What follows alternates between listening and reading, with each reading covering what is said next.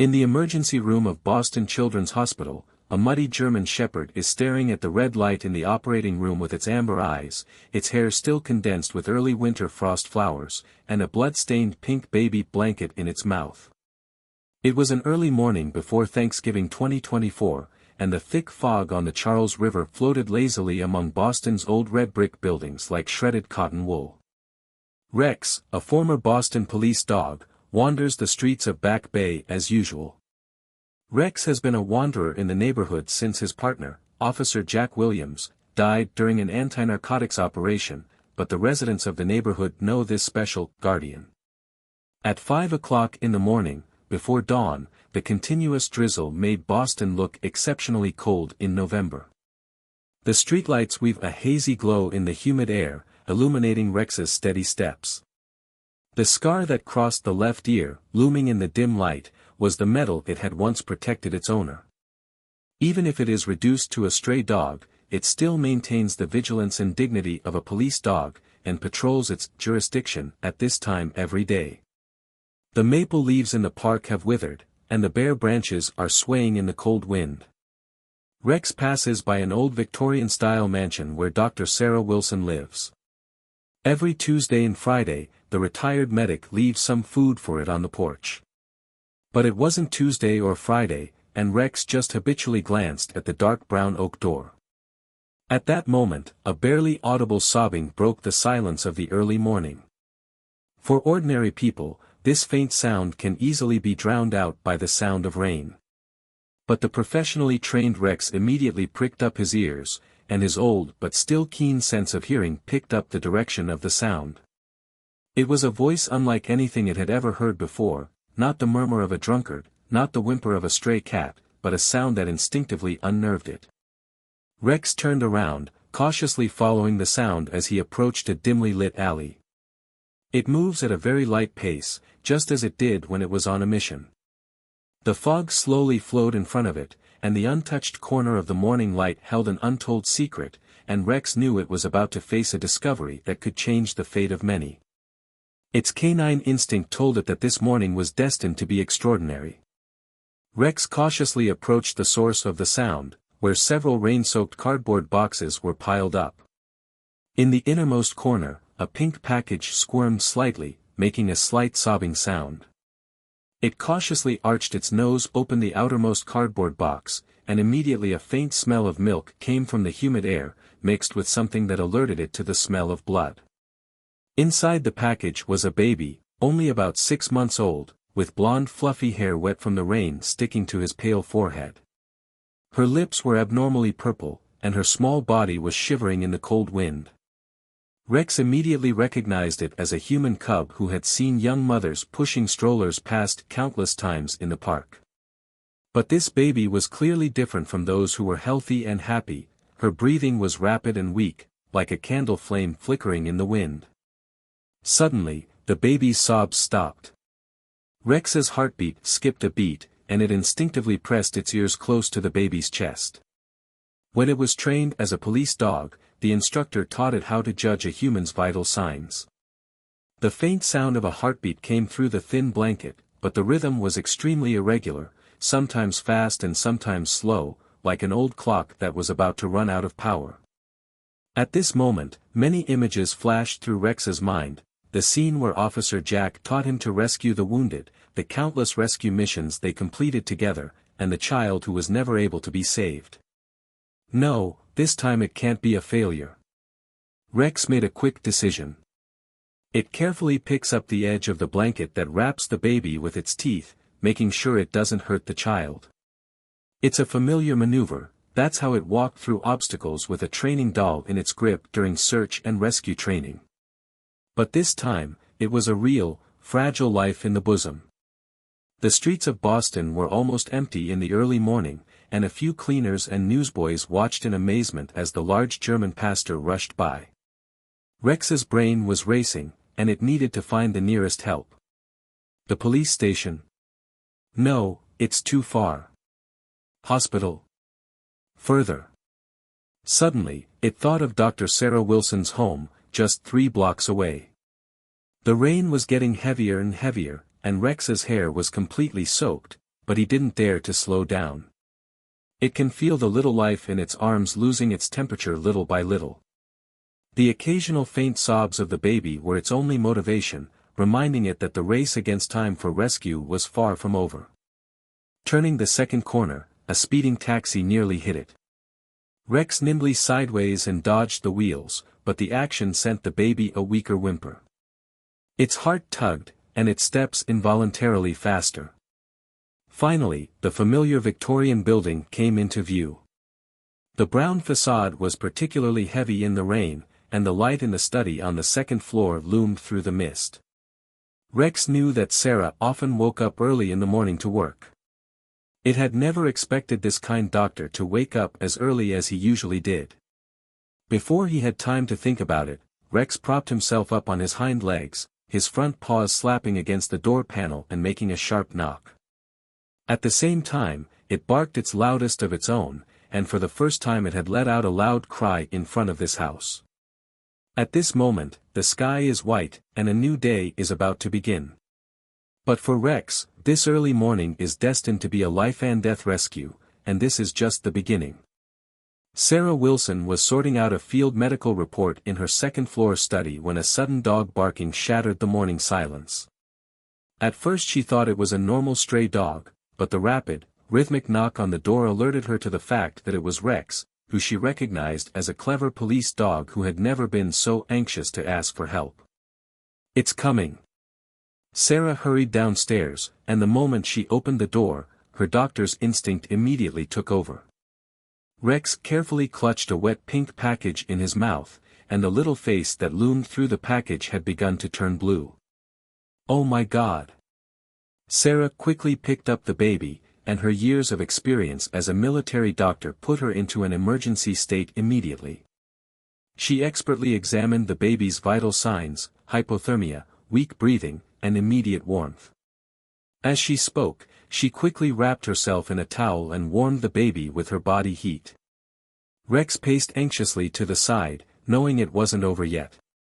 Sure enough, Sarah soon discovered something more serious. This child may have a congenital heart disease and needs immediate surgery, otherwise he won't be alive today.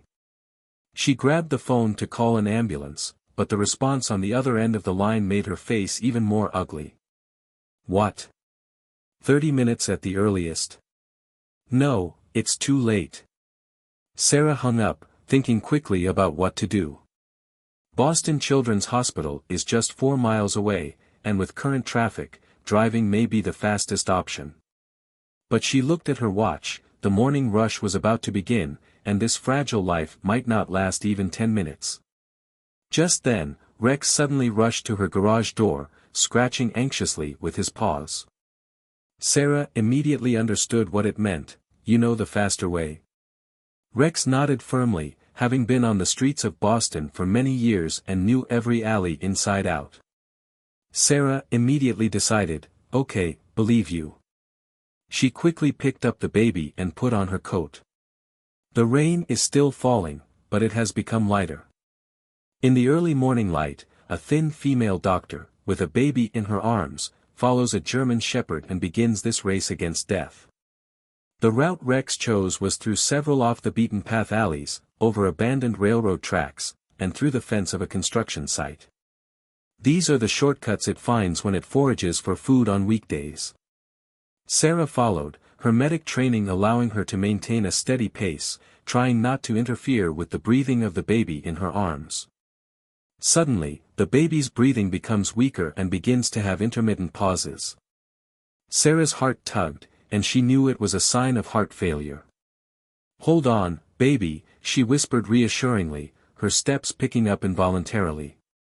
Turning the corner of a narrow alleyway, Sarah tripped over broken glass on the ground and nearly fell.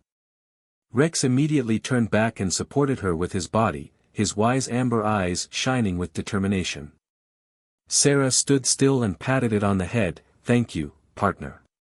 While crossing the last alley, they encounter a group of street thugs. These men had apparently just finished an all-night party and were drunkenly blocked in the alleyway. Rex didn't say a word, bared his sharp teeth and let out a low growl. The thugs recognized the former police dog and immediately dispersed. Finally, the outline of the hospital came into view. But at this moment, the baby suddenly stopped breathing. Sarah's heart beat almost to a standstill, and she immediately responds to emergency care on a bench on the side of the road. Rex paced back and forth anxiously, knowing that even a second of delay could mean the loss of life. No, can't give up here. Sarah performed the chest compressions with a professional technique, and finally, the baby coughed weakly and began to breathe again. But she knew that if surgery wasn't done soon, the little life could stop beating again at any time. At this time, Boston has fully awakened, and the streets are full of traffic. But in this busy corner of the city, a strange procession of doctors, a dog and a dying baby is engaged in a thrilling relay for life. None of them knew that an even greater challenge awaited them, and this early morning was destined to change the fate of many people. In the emergency room of Boston Children's Hospital, Dr. Sarah Wilson rushed in with her dying baby in her arms, and it caused an immediate sensation.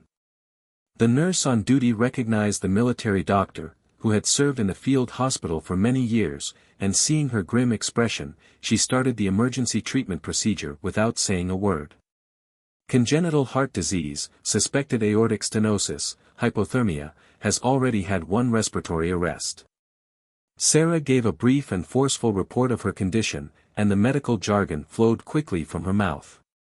Rex was standing at the door of the emergency room, his eyes following the small figure who had been pushed into the emergency room. However, things are far from that simple.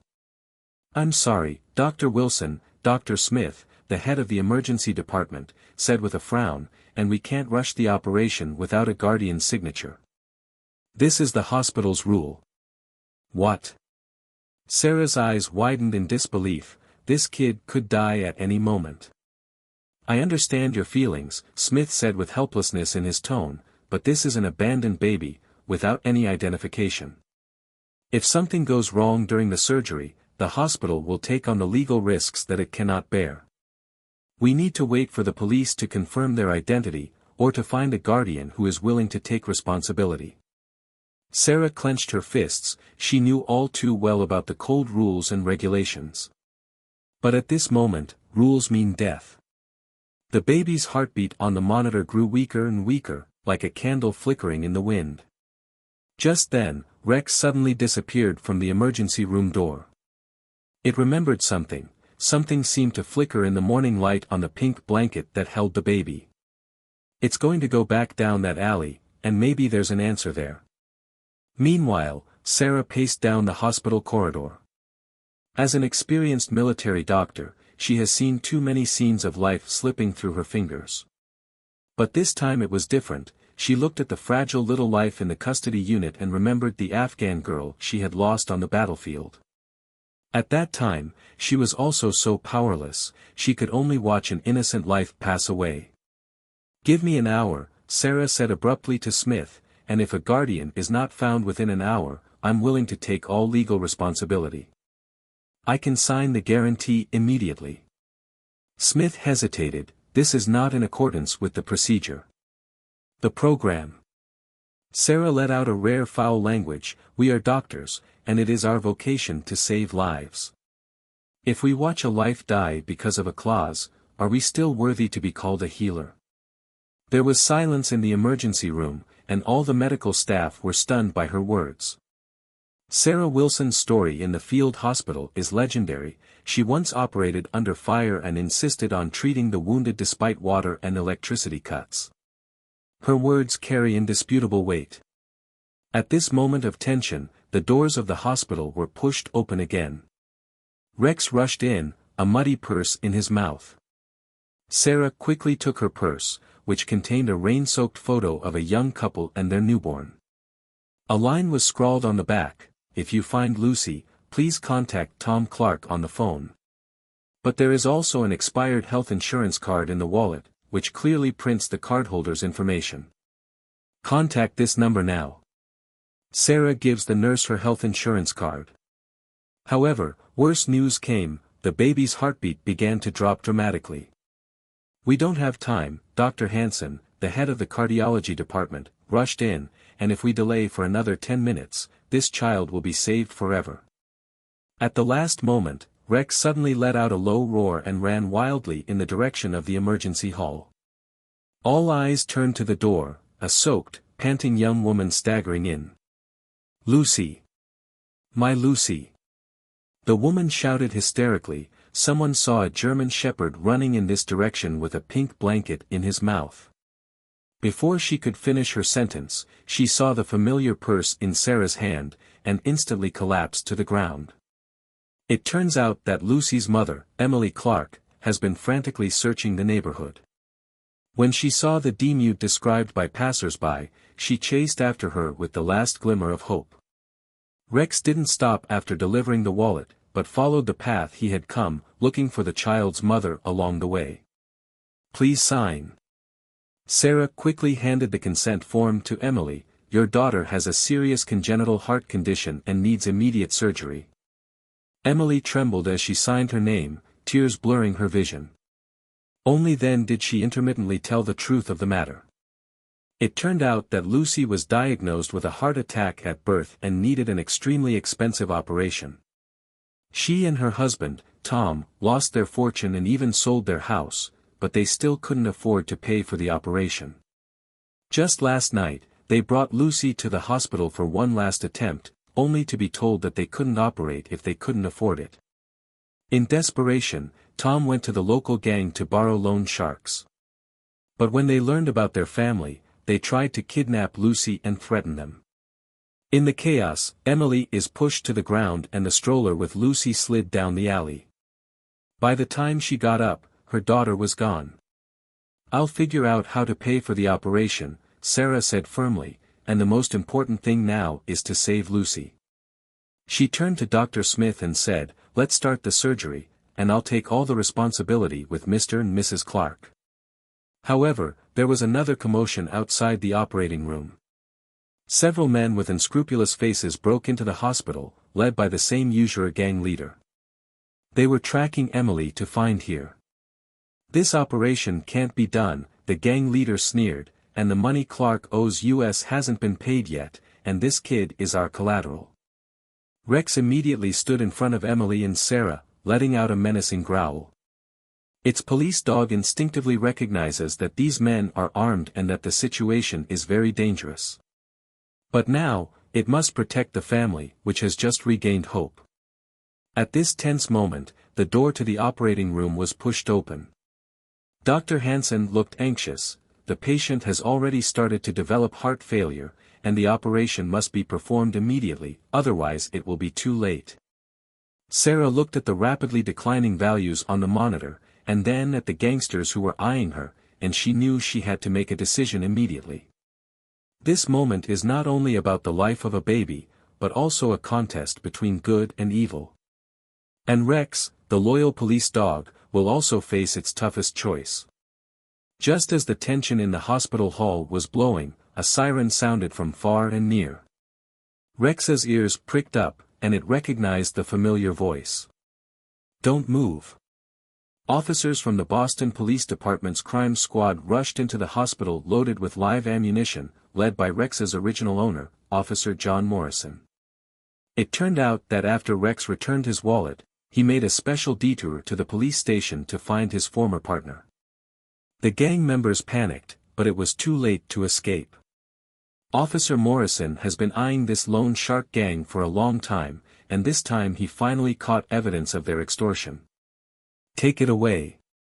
As soon as Morrison gave the order, the police officers immediately subdued the gangsters. He walked over to Rex and stroked his old partner's head. "Well done, man. Retired and still on duty." The lights in the operating room come on, and Lucy's life-threatening operation begins.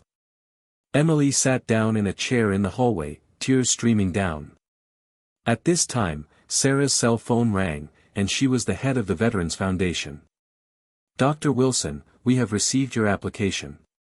Considering that Mr. Clark was an honorably discharged Marine, the foundation decided to fully fund the cost of Lucy's surgery. This news is like a ray of light that illuminates everyone's hearts.